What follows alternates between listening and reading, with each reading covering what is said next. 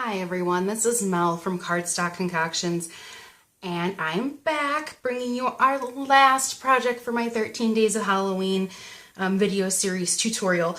And today's project is a Halloween treat door hanger, or door hanger treat holder, I guess. So this is what it looks like, and there's a little grass, and by the way, it doesn't all fall out when you actually stand it upright, but it's laying flat for you guys. If you stand it upright, it kind of looks something like that. I don't know if that helps you guys any, but fill it with treats and things like that and pop it onto your kids' doors, maybe have it hang on your teacher's classroom door, whatever you guys wish to do with it.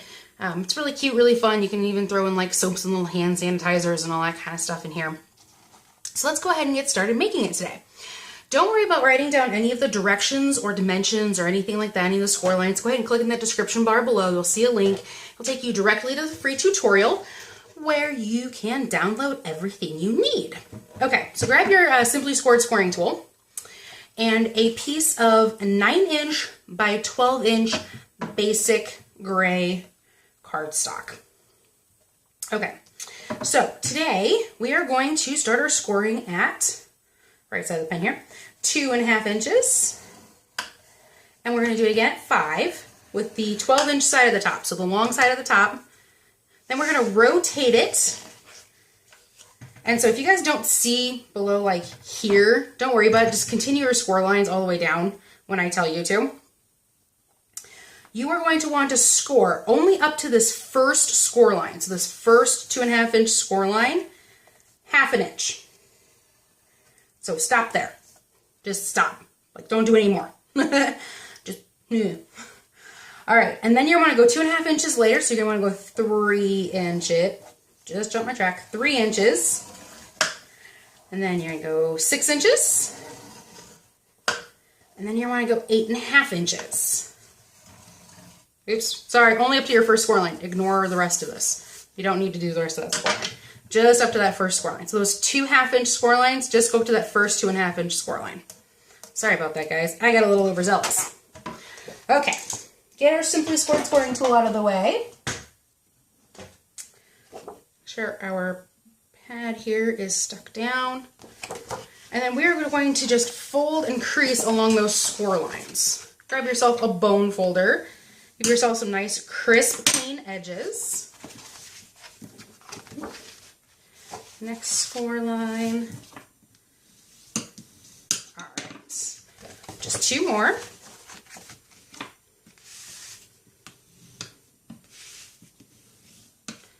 And last one here.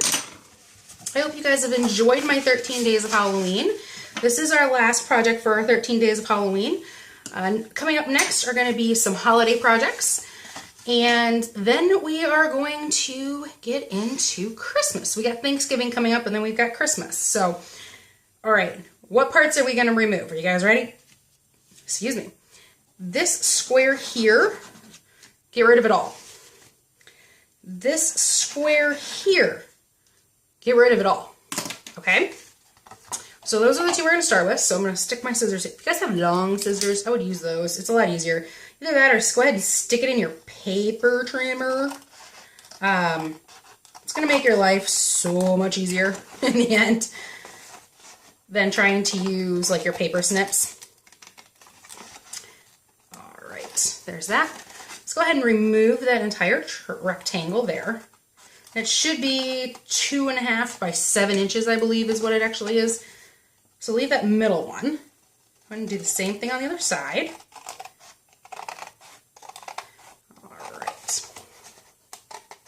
Now, if you guys actually live here in the Phoenix area and you are interested in taking classes, go ahead and check out my site. I do have my class list up there for my upcoming season.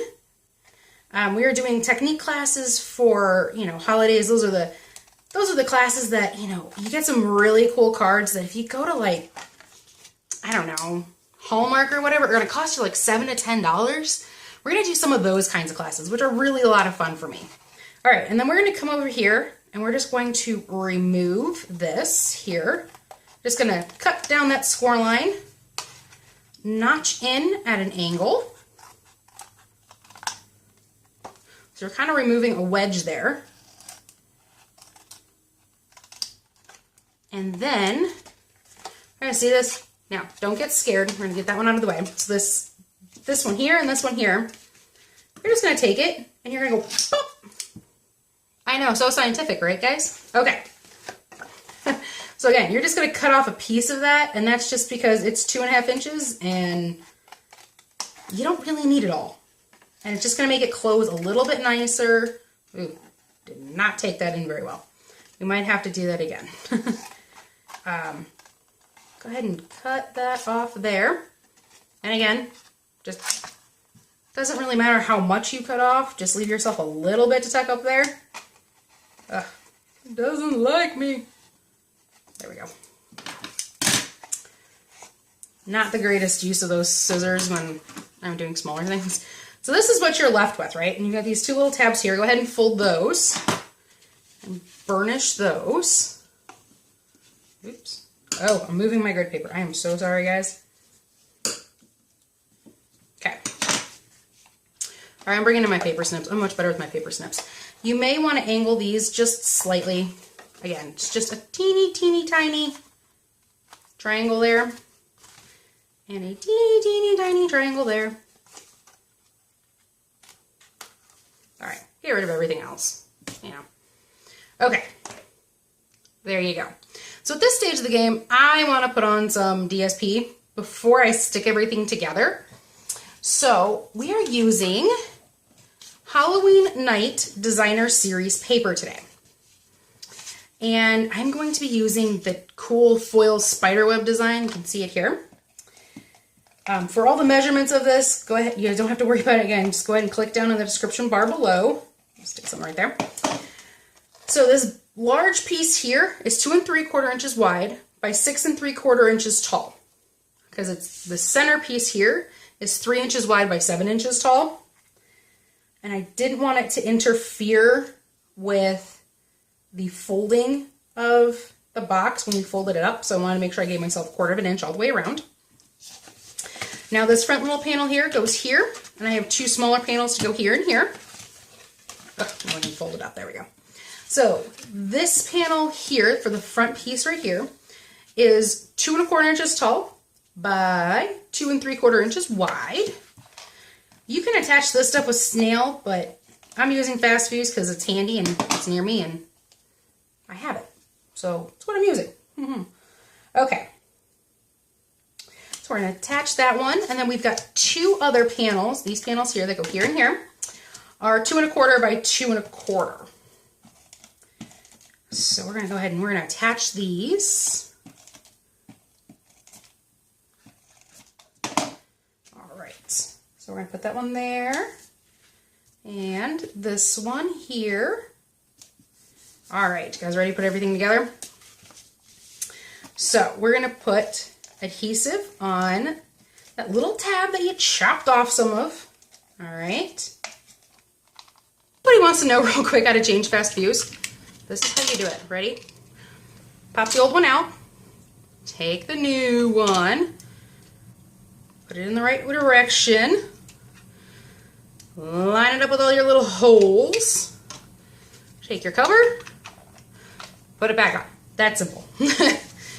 All right, and then you guys are gonna see your little tabs, right? You guys have these little tabs that you kind of notch stuff out of. Run a line of fast fuse and or tear tape down these also work. Just to let you guys know, if you guys are intimidated by fast fuse, tear tape does work. Okay, now we're gonna fold these up. Lining up this cut edge with this fold edge here. And then tucking this on the inside, like so. And then, again, cut edge to folded edge. Straight as you possibly can. And then tucking that inside. All right. There is your little box made, okay? So, last but not least, structurally, you guys need a place for your door handle to go through. So I grabbed the 2-inch circle punch. Now, I eyeballed this. You guys can get real anal retentive and, you know, really work at where it's placed. I personally did not. Stuck it in the center there, popped it out. You now have a handle, and it's actually pretty close to the center there. So you all are left with this like really cute little circle left. So you guys might want to use that for something else. I don't know. You're done with your 2-inch circle punch. Now, on my original, you guys will see here, my original was actually quite a bit larger, and it turned out to be 4 inches by 7 inches, and this one's 3 inches by 7 inches. And I thought the 3-inch might work just a little bit better because it's a little bit smaller. I thought it was really cute.